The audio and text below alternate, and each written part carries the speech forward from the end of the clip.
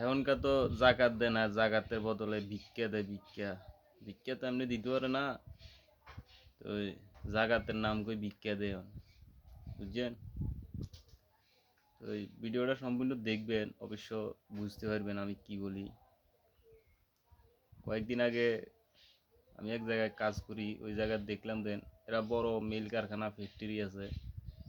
তো বাড়িতে আইসে জাকাত দিতেছে, মানে মানে 2 লাখ টাকার মতো জাকাত দিছে, কিন্তু এরও ধন সম্পদ হিসাবে মেল কারখানা হিসাবে অন্তত মনে 20 লাখ টাকার উপরে আইয়ে মানে জাকাতে টিয়ে। কারণ জিএনে এরা থানা কয়েকটা বাড়িতে আছে, একটা বাড়ি মনে জায়গা জমি লই, একটা বাড়ি মনে 10-20, একটা বাড়ি প্রায় 2-4 কোটি টাকা মনে হয় একটা বাড়ির দাম। ঠিক আছে, আজ এই গ্রামে কামে গেছি, এই গ্রামে যে 2টা বাড়ি হালাই রেখছে বানায় ডুপ্লেক্স এরিয়া লই, মানে প্রায় 4-5 খানি এক একটা এরিয়া তুই রেখছে মনে করেন বাড়ি বানায়, মানে কোনো মানুষ হিল করতেও থানায়।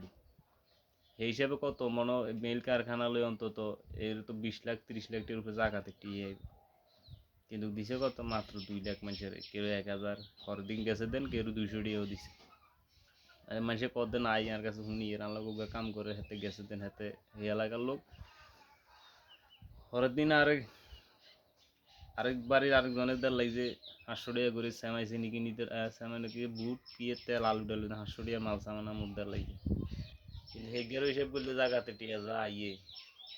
এইভাবে মনে হতো অরিজিনাল ভাবে যদি কেউ জায়গাতে টিয়া দিত, প্রতিটা গ্রামে মানুষ ভাই মনে গরিব থাকতো না। কারণ 500 টাকা 1000 টাকা জায়গা দিলে না, তাই যে একবেলা বাজার খায়, বাজার খরচা করি, পরের দিন আবার জায়গাতে টিয়া ঢুকে। যদি অরিজিনাল ভাবে সবাই জায়গাতে টিয়া দিত, তাহলে আমার মনে হয় প্রতি গ্রামে প্রতি বছর 2-5 জন 10 জন বা 20 জন করে এইভাবে যদি কোনো একটা গাড়ি কিনে দেয় বা একটা কোনো কিছু করে দেয়, তাইলে আমার মনে হয় গেছে বছর হরের বছর হাতে জায়গাতে টিয়াট হয়তো না, হাতে নিজে জাকাত দিব। কথা বুঝছেন? কিন্তু আল্লাহ সিস্টেমটা করে দিছে খুব সুন্দর করে, কিন্তু মানুষ এইটারে অসিস্টেম করে রেখেছে। মানে কি বলবো, সবে মনে করেন দেন মনে করে এটা কি এটা দিয়ে দিলে তো যা দিয়ে এটা সারবো। এলাই মেল কারখানা কদিন ধরে আগুন লাগে দেন, ঢাকা শহর অমুক শহরে গার্মেন্টস আগুন লাগে জ্বলে গেছে, ফ্যাক্টরি আগুন লাগে জ্বলে গেছে, এটা আল্লাহর গজব করে। কারণ মানুষের অর্থ হিসেবে মানুষে জাকাত দেয় না, দেন না হন না গরিব হয়ে গেছে বড় লোক হয়ে গেছে গরিব, ঘটনা হইলো এইখানে মেন সমস্যা হইলো এটা। কথা বুঝলেন? তো এই কারণ, কিন্তু জাকাত ফরজ। আবু বকর রাদিয়াল্লাহু আনহু যখন দেশ চালাইতেন, জাকাতের জন্য তিনি যুদ্ধ করতেন, যুদ্ধ ঘোষণা দিতেন। এনে সাহাবি একদিন বলছিল যে জাকাত দিত না, রাসূল সাল্লাল্লাহু আলাইহি ওয়াসাল্লাম সাহাবি একদিন বলছিলেন জাকাত দিত না, যখন আবু বকর রাদিয়াল্লাহু আনহু যখন প্রেসিডেন্ট ছিলেন, তখন ইনি কইছেন যে জাকাতের জন্য তারপর দরকার পড়ে না, এগুলো যুদ্ধ করবো। বলছেন ই তো রাসূলের উম্মত, কইছে যে রাসূলের উম্মত তো বা যাই হোক, আল্লাহ আদেশ যেটা এটার জন্য যুদ্ধ করবো, এই যে এরপরে এ রাজি হয়েছে জাকাত দিব উঁট, কিন্তু ওটা রশি দিতে না, কইছে রশি লইলেও যুদ্ধ করবে।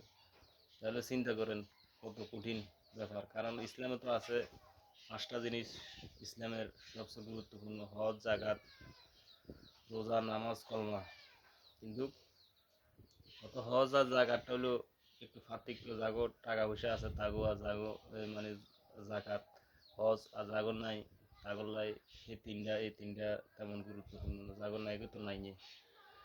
কিন্তু আল্লাহ জাকাতের সিস্টেমটা করে দিছে এই কারণে, যত আল্লাহ একজনের মাধ্যমে দিছে, 10 জনের সম্পদ একজনের মাধ্যমে দেয়, যাতে এ আরো 10 জনের দেয় এবং 10 জনের মানে চলার মতন সিস্টেম করে দিতে পারে এই জন্য। কিন্তু যারা দেয় হেতে খাই বইতে, মানে হেতে আর দ্বীপের নাম গন্ধ বলি যা মনে করেন দেন এই 2-4-500-1000 টাকা ধরাই দেয় মানুষের প্রতি বছর।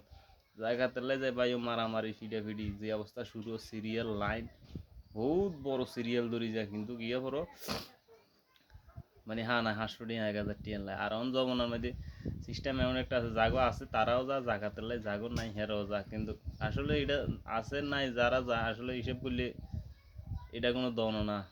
আমি তো একবারে বলছি, সবাই যদি অরিজিনালভাবে, যারা ধন সম্পদ বেশি বা টাকা পয়সা যারা বা কম মধ্যম ফ্যামিলি, মানে যদি সবাই যদি মানে সবাই যদি অরিজিনালভাবে দিত, এটা এক জায়গা করতো ব্যক্তি করার পরে ওই ওয়ার্ডে বা ওই ইউনিয়নে বা ওয়ার্ডে ভাগে করি যে এই বছর এতজনের এইটা দন হইব, একটা গাড়ি দন হইব বা এটা দন হইব, এটা কিনি দন হইব, পরের বছর আরও এতজনের, তাইলে সিস্টেম এদেশে গরিবে দেখতো না।